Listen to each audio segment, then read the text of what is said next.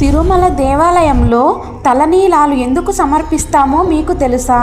కలియుగంలో వెంకటేశ్వర స్వామి ఒక చీమల పుట్టలో జీవించేవారు. బ్రహ్మదేవుడు ప్రతిరోజు ఆవు రూపంలో వచ్చి ఆ చీమల పుట్టలో ఉన్న వెంకటేశ్వర స్వామికి పాలు ఇచ్చేవాడు.